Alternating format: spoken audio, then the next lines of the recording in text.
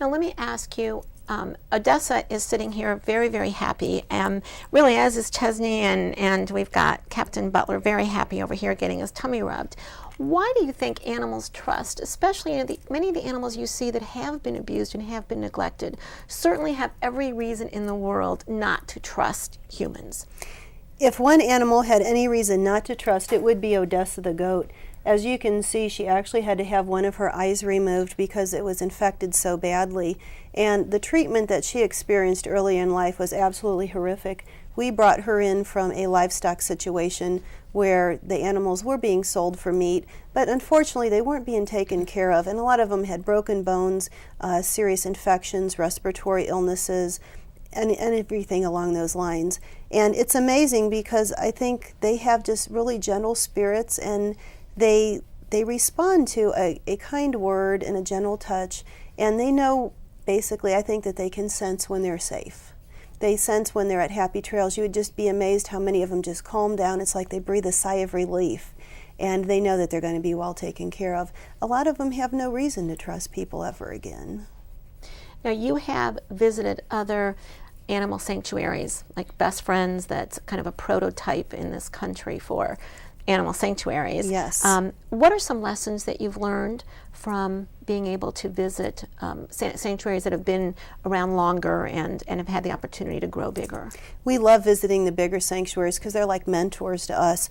One of the things that we learned, especially from Best Friends, and I think that reflects in our newsletters, we have bi-monthly newsletters that people are more than welcome to sign up for, and we really try to give the happy ending stories. And we were talking a little bit about Chesney. His happy ending story is, even though he was a cockfighting rooster, he's now a representative, and he goes to schools and he teaches people about animal fighting and animal cruelty issues.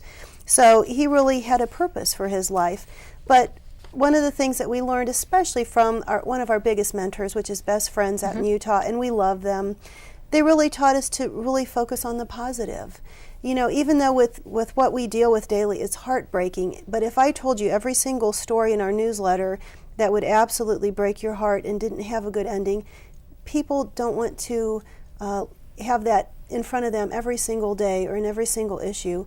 So we really want to focus that there's changes going on, that there's good out there in the world, and that animal abuse is starting to be addressed in each of our counties. Now, I'm going to ask you, we just have a few minutes left, so I'm going to ask you for 2 or 3 word answers. Okay. Although I'm going to ask you about some of the animals, and I know you could give me the whole stories, okay? But I'm going to name names, and I'm going to ask you to tell us in 2 or 3 words about them. Okay. Ramsey. Who is Ramsey? Ramsey is a big horned goat. And does he have a forever home? He does. Actually, he was adopted already, yes. And Mona Lisa. Who is Mona Lisa? Mona Lisa is another little farm pig who was thrown over a fence and hit her head, and that's how she came to Happy Trails. And Cody. Cody was a starved horse, and he did get adopted, a brown and white paint horse, and he loves his new home. Tuscany. Tuscany is a black filly that I saved from the meat auction, a meat buyer, and she didn't have to go to slaughter. She has been rehabbed, and she's with a trainer. Sophie. Sophie is a big old standard bred that retired from an Amish family, and she's looking for a home. Now, when you say Amish family, I know that I'm going to ask you just in a couple words, you have a partnership with some Amish because? We have an Amish horse retirement program. We take in their buggy and plow horses when they can no longer work for the Amish families anymore. Because if you didn't take them in, they would go to slaughter. Most of them would go to the local auction, and that's the meat buyers would pick them up. Romeo. Romeo was a very nice standard bred, and he was an old guy that had cancer, and sadly we lost him recently. Bingo. Bingo is a little pony that was simply evil, but he found a family who loved him for what he was, and he's enjoying life now. And before we conclude, I must ask about Kachina.